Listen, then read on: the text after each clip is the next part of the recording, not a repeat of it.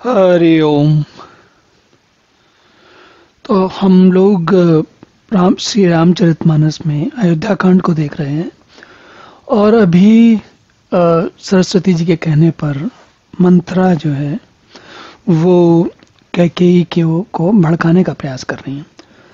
अब आज के समय में हम आजकल के जो टेलीविज़न में जो प्रोग्राम आते रहते हैं उनको देखने वाले, उनको देखने और उनका आनंद लेने वाले सामान्य जनमानस को इस प्रकार की कहानियां बहुत समझ में आती हैं।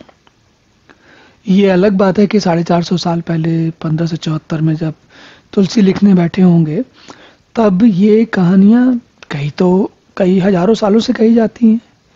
जब से मनुष्य है तब से मनुष्य की चिंताएं हैं।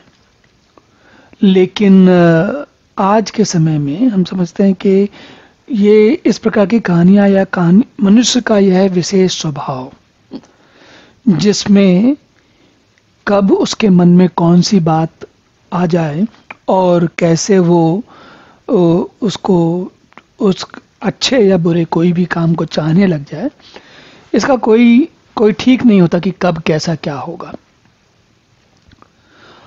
तो अब यहाँ हम देखते हैं कि तुलसी कहते हैं, बल्कि कैकेयी कह रही हैं। हमने देखा कि मंथरा ने उनको कहा था और उसके बाद कैकेयी को लग रहा है कि ये कुछ समझदारी की अच्छी बात नहीं कर रही। तो उन्होंने ये कैकेयी ने कहा था कि अगर तुम ऐसी उल्टी सीधी बात कहोगी तो तुम्हारी जीभ को जो है निकलवा दिया जाएगा, पकड़ कर निकलवा दूंगी।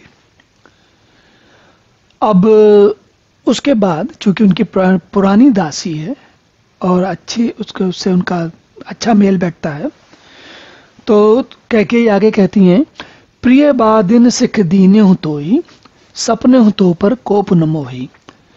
तो मैंने आपको प्रिय वादिनी, मैं जानती हूं कि तुम मेरे बारे में प्रिय सोचती हो, अच्छा सोचती हो, बोलती हो, ये सोचकर मैंने तुम्हें बताया है। ये कहा है कि तुम ऐसी बातें मत कहा करो, घर फोड़ने वाली बातें मत कहा करो।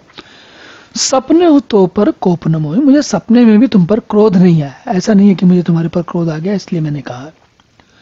सुदिन सुमंगल दायक सोई, तोर कहा फुरजे दिन होई। तो कैकेयी कह रही हैं कि वो दिन बहुत ही शुभ होगा जिस दिन तुम्हारा कहा सत्य होगा, मतलब भगवान राम का राज्य तिलक होगा, वो दिन बहुत अच्छा होगा। तो अभी कैकेयी जिस मनोअवस्था में उसमें उनको भगवान राम का राज्य तिलक बहुत अच्छा लग रहा है, बहुत शुभ लग रहा है, बहुत आनंददायी लग रहा है। और उसके बाद कैकेयी, स्वाभाविक है, मतलब हम कभी पढ़ने वाला या जानने वाला, कहानी को ठीक से न जानने वाला व्यक्ति ऐसा सोच सकता है कि मंथरा आई और उन्होंने कैकेयी से कहा और कैकेयी तुरंत मान गई। तो ये कैकेयी के चरित्र से मेल नहीं खाती बात। कैसे? क्योंकि ये सब चीजें इतनी आसानी से नहीं होती। होता क्या है कि भाई कोई कैकेयी कोई बुरी बुद्धि वाली या मलिन मन वाली तो है नहीं, लेकिन हमको कैसे कैसे असमंजस होता है, कैसे हमें शंकाएं होती हैं, कैसे दुर्बल मन हमारा दुर्बलताओं में घिर जाता है, उसका एक बड़ा अच्छा चरित्रांकन यहाँ पर हुआ है। तो सबसे पहले कैकेयी क्या कहती हैं, जेठ स्वामी सेवक लघु भाई, यह दिनकर कुल रीत सुहाई, राम तिलक जो साचे काली, देव माग मन भावत आली।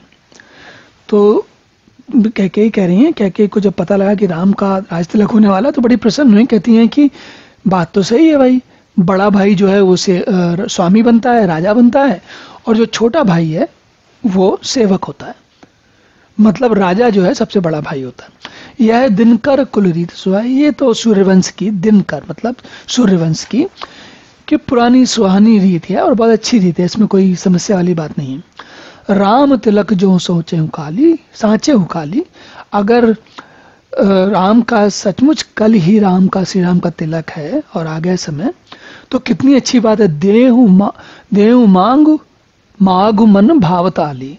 तो हे सखी, तुम जो मांगोगी, इतनी सुंदर तुमने बात कही, इतनी अच्छी बात कही है कि तुम जो कहोगी, जो मांगोगी तुरंत दूंगी मैं, और बड़े प्रसन्न मन से दूंगा। कौशल्या सम सब महतारी, राम ही सहज सुभाएं प्यारी।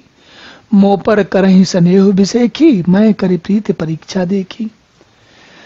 अब देखिए यहां पर माँ का और स्त्री का रूप अलग अलग जो उनके भाव हैं वो अलग अलग चलते रहते हैं। कभी वो भावों का बहुत ही अच्छा चित्रण हुआ है। और जीवन में भी हम देखते हैं कि भगवान राम तो भगवान है, लेकिन आप देखेंगे कि बाकी सब लोग हैं वो अपने मनोभावों से कभी प्रसन्न हो जाते हैं, कभी सुखी हो जाते हैं, कभी दुखी हो जाते हैं, कभी क्रोध आता है, कभी ईर्ष्या होती है।